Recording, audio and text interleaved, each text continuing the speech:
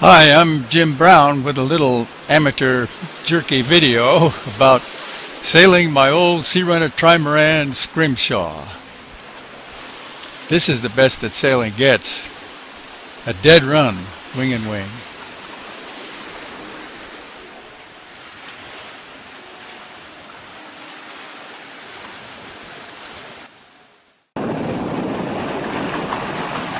Looks great.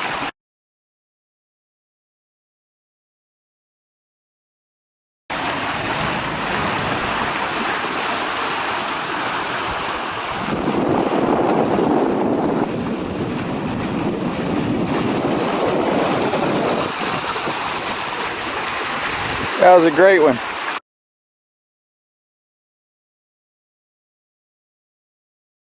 Okay, that's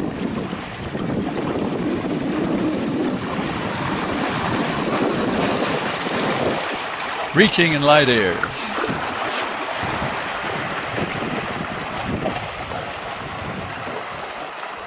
Now that roller furling head sail operates as usual. The mainsail too, but the roller furling device on the head sail is homemade. It's functioned perfectly for over 20 years. And note that the furling line fastens to the pulpit and leads down along the pulpit back to the cockpit.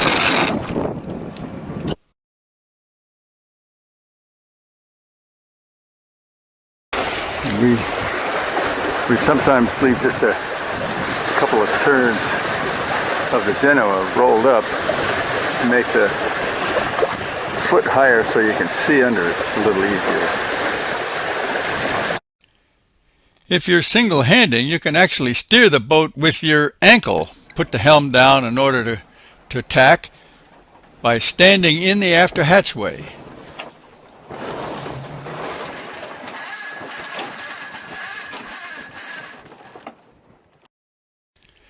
Note the position of the sailor, standing up in the after hatchway.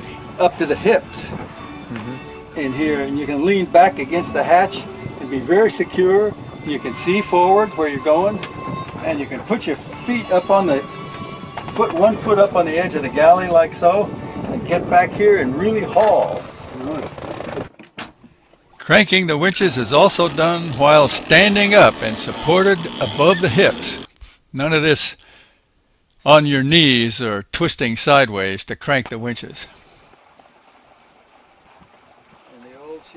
The tails of the sheets are dropped down the hatch all the way to the galley sole so that they will run free without tangles.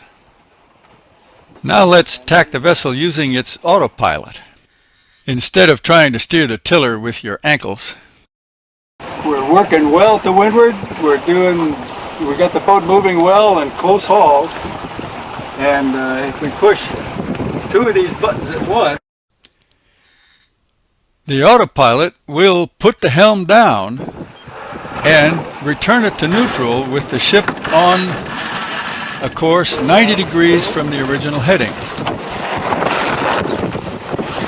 And notice that the head sail has to wrap around that roller on the baby stay. And now the autopilot will recover and put you on the new tack.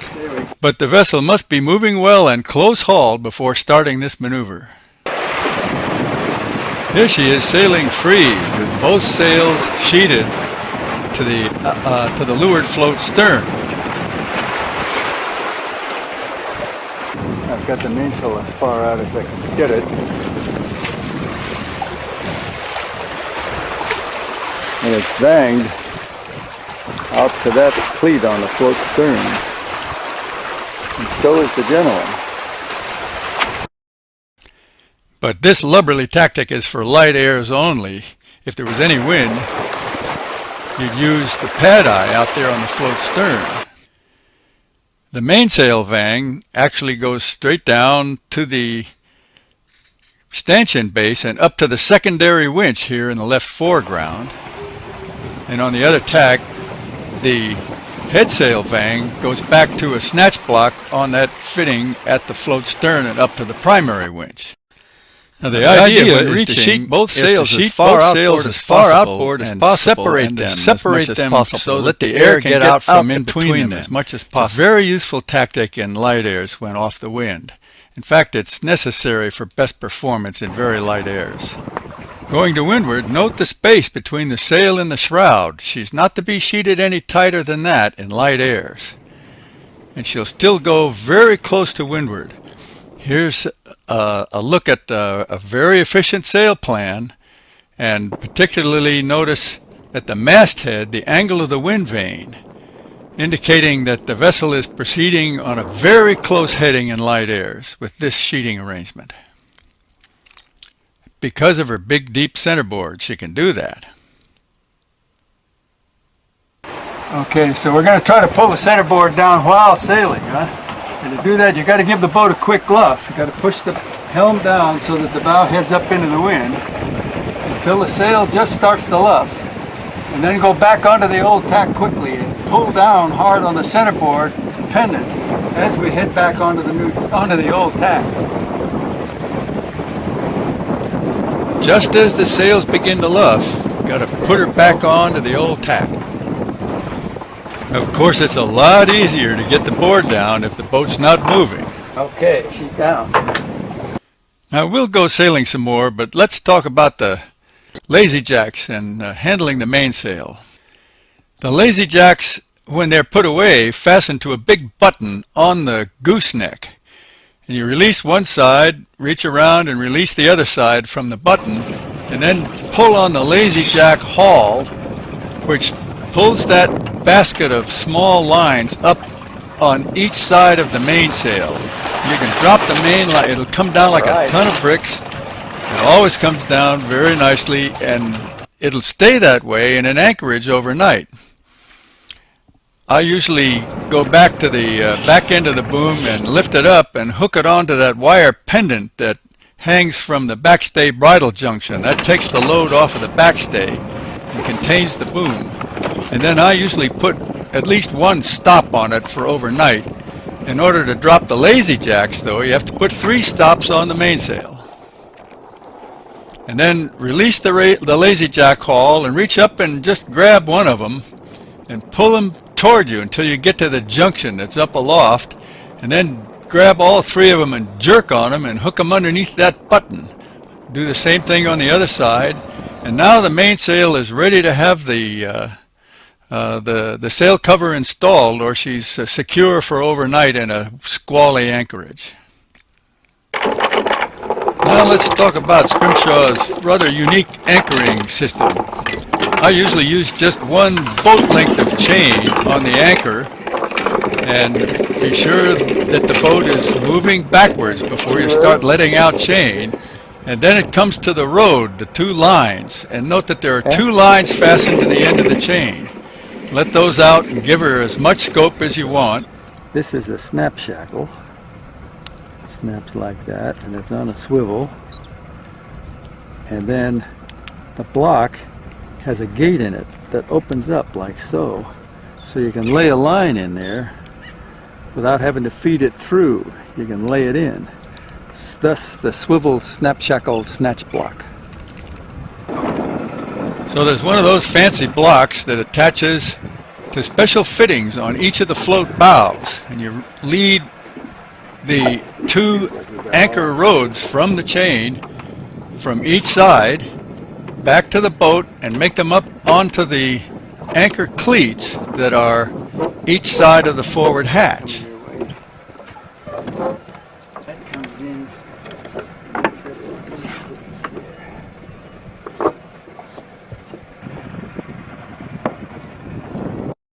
The loose ends of the anchor line, the lazy ends, still lead out through the bow but come back into the anchor locker. And this diagonal line here is the anchor line. It goes out through the snatch block in the port bow all the way down to the chain. And then the second anchor line starts at the chain and comes up through the other snatch block on the starboard float bow, and both of them lead back to the cleats that are each side of the hatch. Our Chesapeake breezes are generally very light in the summertime, so we often leave the anchor bridle rigged up so that it's easy to just drop the anchor. But if you're going to sea, of course, you get everything back into the well. The reason that the anchor cleats are near the hatch is so that you can stick your head out on a stormy night and let out more scope without going on deck. But this anchor bridle system will allow the boat to sit dead head to windward in a very hard blow. And the really important part of it is the snatch blocks, because the line can roll through the snatch blocks without chafe. And it's chafe that has caused the loss of so many boats by their anchor lines chafing through when the vessels are unattended. So it's an important tactic. And Scrimshaw will lie to a blow for another reason. The rudder kicks up. It allows the boat This to is my weather friend tough Eric Kofer quickly to changing gusts. But of course, if you're berthed in a place like this, you want to make darn sure the boat can't shift aft because it might damage the rudder. And note that we're tied up to a rasty dock here, and so I'm using a chafing board, a big plank that's tied between the dock and the fenders, and the board is tied to the boat so it floats up and down with the tide with the boat. I'm sorry, my computer's having a little trouble here. Evidently, notice that the sail cover is lined. The old sail cover was orange. I just cut it down and stitched it inside of the new sail cover so that we got a double layer of sunbrella to protect these expensive mainsails. In my view, one layer of sunbrella is not enough protection to leave an expensive mainsail out in the sun for years on end.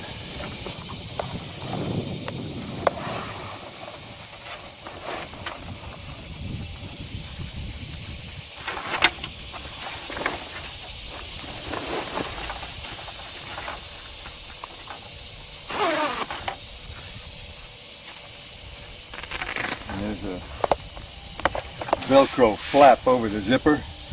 Keep the zipper out of the sun.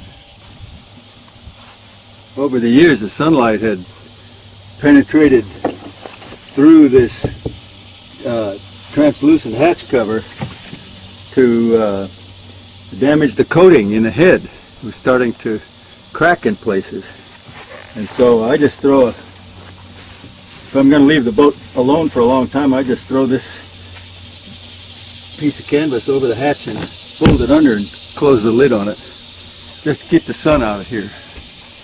The sun coming in this window was, damaging the textiles and stuff in the forward cabin, so I made a cover for it. And there's a difference between these window covers. The ones for the forward bunk are double thick. They got another layer inside of them so that you can really darken the bunk for sleeping.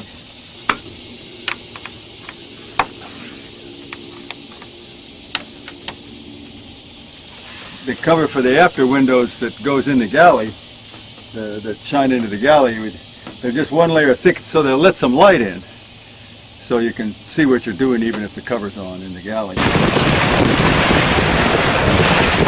Well, let's go sailing in a breeze now. We've got the vessel close haul, out in the open Chesapeake. Romping along like this is absolutely normal. Note that there is plenty of buoyancy left in the float bow. We're definitely not overdriving the boat. It's common for trimarans to actually drive their floats through the wave crests, particularly with ocean waves.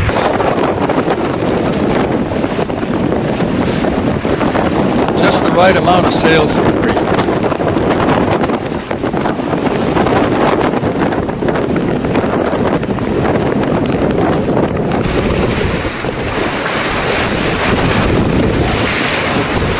Just right.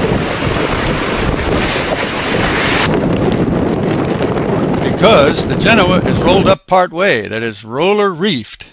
The Genoa is definitely strong enough to stand in a good blow. Partly set. Note that water coming up through the net is water that would ordinarily pound on the underwing. That's why the open wing design.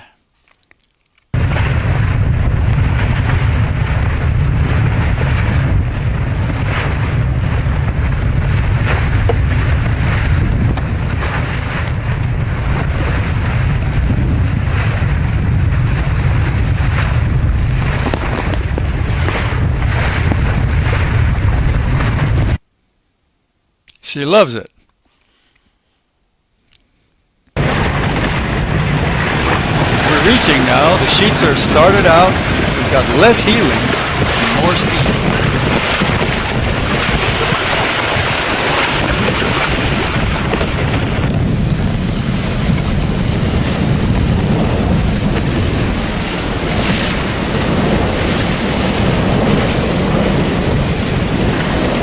Shooting between my legs. I'm standing on the spreader.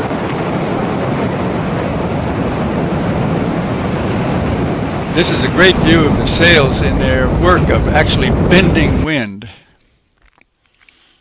It's a beautiful illustration. It's that curve in the sails that is deflecting the wind aft and pushing the sail forward. These are our mast steps. A piece of 3 by 3 by 1/4 inch aluminum angle, bolted on in the pattern shown. All fasteners drilled and tapped into the mast. They've been completely adequate for all these years. I can't imagine why all masts don't have steps on them like this, because what it allows you to do is hoist the bosun's chair up to the masthead, which is right there. Let it hang there and then climb up via the steps. Right here, there's a step on this side and a step on this side in the same place at the very top. So you got a place to put your feet while you're climbing into the bosun's chair. And from there, you can sit comfortably and work at the masthead. There's all kinds of stuff that goes on at the masthead, and it needs maintenance.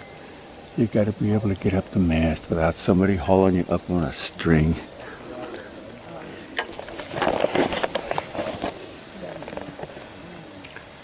You got to be able to get up the mast without somebody hauling you up on a string.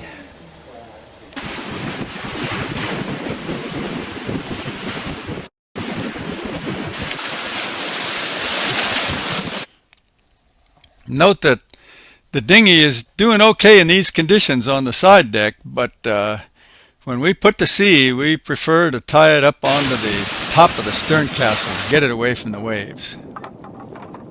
If the oars are properly stored in the dinghy can be launched with the oars in it. It's easy to do. This is a nice little dinghy, and it's also easy to undo. That is, you can pull it out with one hand just like you launch it. It's important to be able to get the dinghy out. We never leave it dangling from the stern at night. It's too tempting to thieves. We always pull the dinghy up. I've spent many an hour here looking out the stern castle window, watching the wake peel away. It's a great view.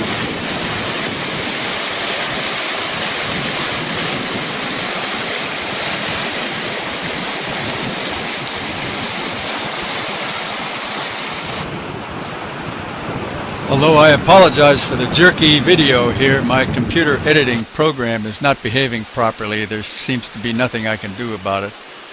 But this is the best that sailing gets.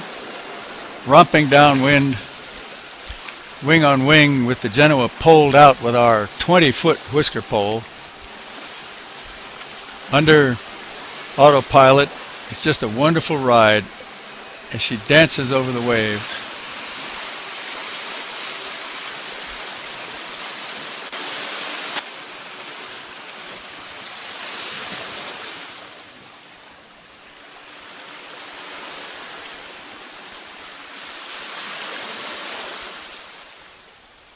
So I'm Jim Brown, wishing you and Scrimshaw fair winds.